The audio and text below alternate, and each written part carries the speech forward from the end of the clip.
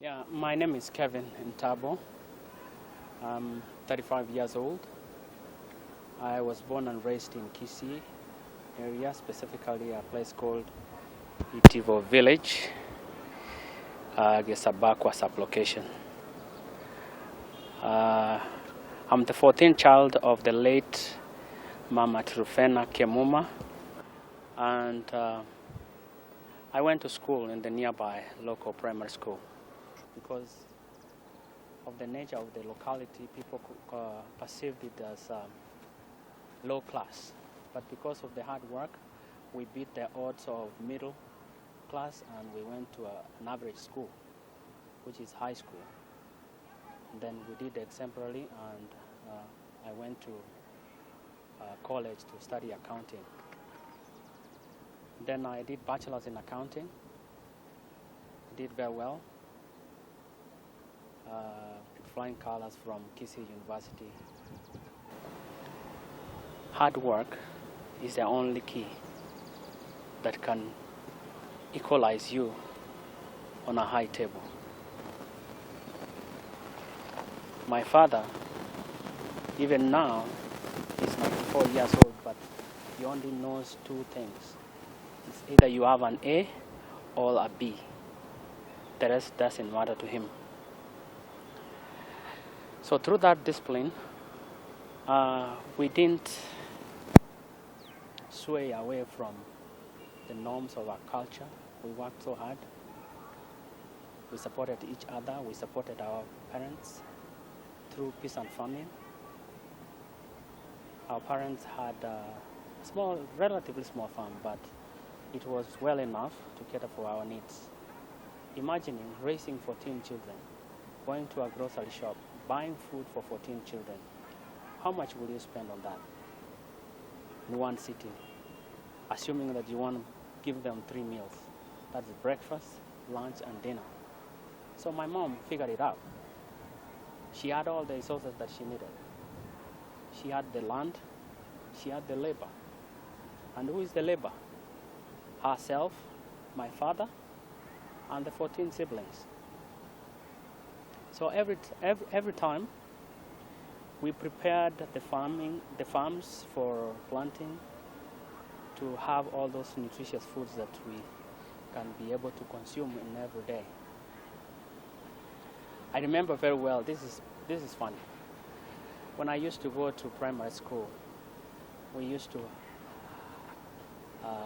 my mom used to give us a share of a portion of land that you are supposed to till before you go to school. So this was mandatory. This is a requirement that you have to do it. Nobody was going to do it for you. If you don't do it, then you will suffer punishment of not eating the next meal. So we didn't like it, but at the end of the day, that was our source of livelihood. So from that kind of background, I grew up in a farm. I developed the passion that everything comes from farming. All the way from college, through my work, I've worked in several companies after graduating from college. You realize that everything goes back to the same farmer. I'm going to ask the person who is listening or who is viewing this, if you are an accountant, at the end of the day, do you eat? Yes. If you are a lawyer, do you eat? Yes, absolutely. Where do you get this thing from? From a farm. Do you think you can do without food? No, you can't, right? But do you think a farmer can do without your lawyer?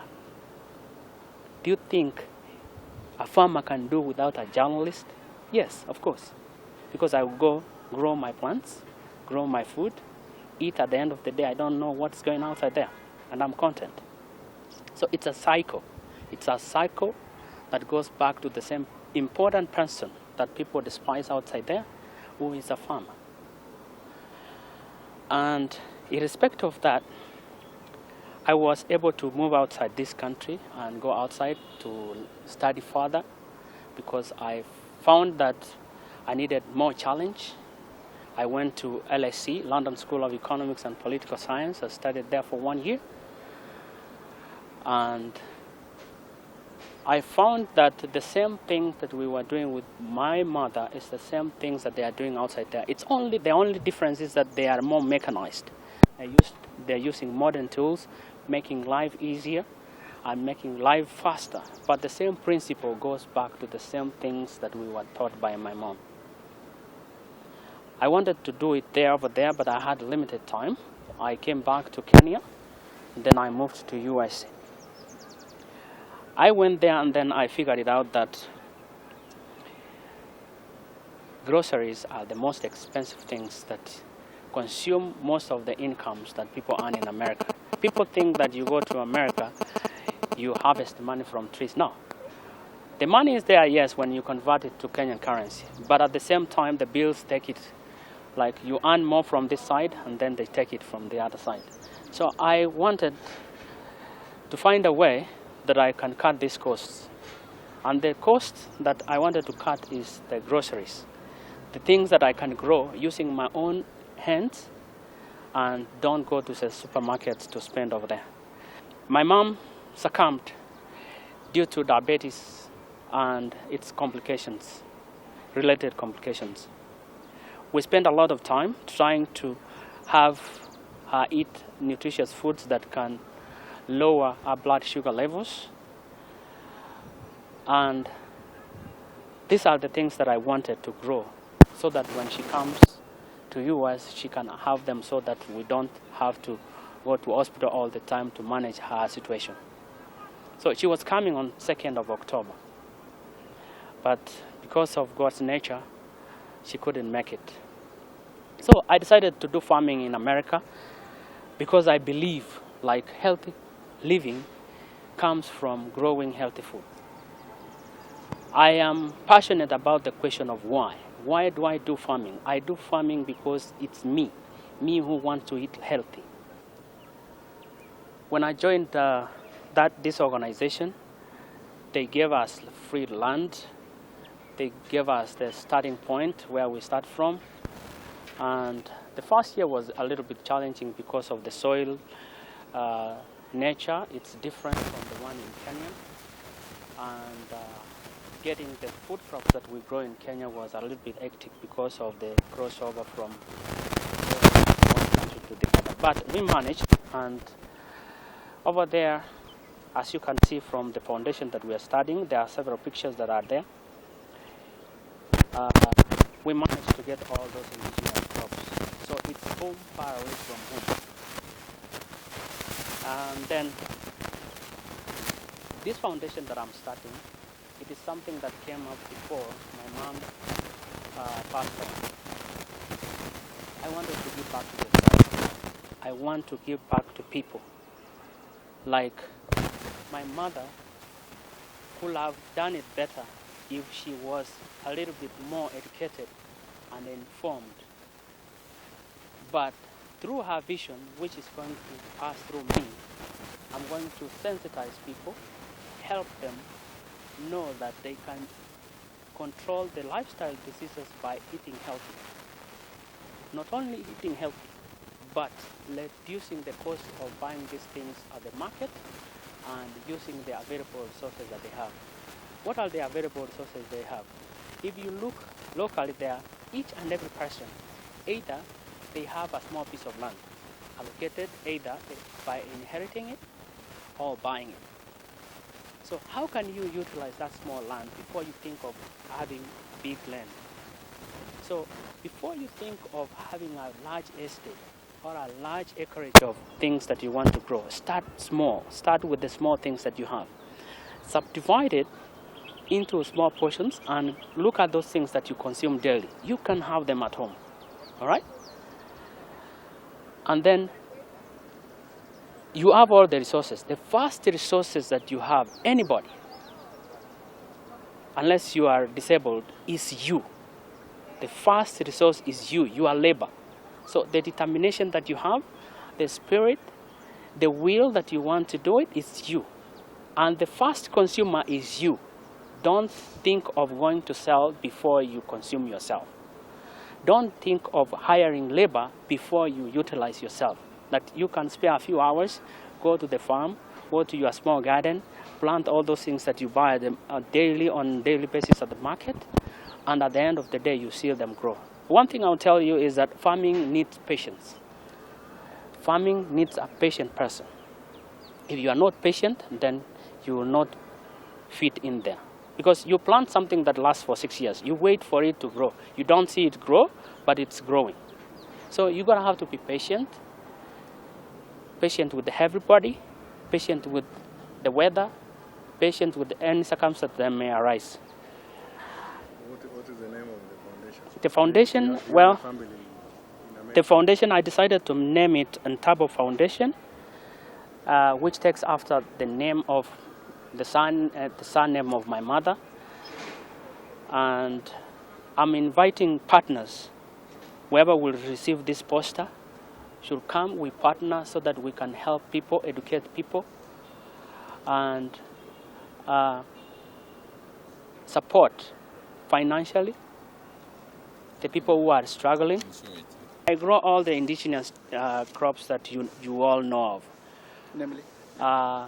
There is managu, there is chinsaga, there is kunde, there is pumpkin leaves, there is terere, there is okra, there is muchicha, there is beans, the local beans that people have here. Well, potatoes is a universal thing.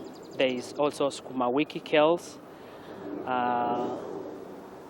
Others are just common. We cannot say that they are indigenous, but like spinach, carrots, kales, there is American kales, there is African kales. Then most importantly, maize. Hata mahindi ya kuchoma tuko nayo. The first consumer is me. And the first consumer of anybody who wants to venture into this business, it should be you. So I have a ready market. I have a very large Kenyan communities who are giving us support. They consume these products that we are growing. But the first consumer, even if you don't come to buy, is me at the end of the day. Because I remember very well in the year 2022, I grew a lot of vegetables. I didn't have that big market because I couldn't identify where the Kenyan communities. I was very new. So I decided to harvest all those ones and consume it. So I kept a very big stock in my house. So I didn't have to go to purchase any groceries for 1 year. Then with time, I met friends who I introduced them. I told them of what I intend to do, what I'm doing, and what I have. Apart from that, this organization that I told you about Living Well Kent, we have farmers market like the one that we have here in Muturwa, Gikomba, something like that. So every Saturday we take our produce there. So people come who want small quantities, they purchase from us. And if they don't buy, this organization buys it. They have school program, they have food banks where they donate for free, but they buy from us. The soil here in Kenya is much better than the soil in US. Kenyan soil is more better and good. In fact, we have everything. The only problem is that people don't know what they have until they see somebody do it or they are being told to do it. The soil in US is basically overutilized. People there have used it. It's not fertile like the one that is here. Like you can say, America is already a developed country. People who came before us already utilized it and got everything that they needed. So this is a recycle of what we're doing there. The soil that is in Kenya is still virgin. It's still fertile, has all the resources that we need. But people don't realize what they have. Through my foundation that I'm starting, I'm going to let people know that they have all the things that are required to make them rich. Manna is not going to fall from heaven. They have already manna that has been provided naturally by God.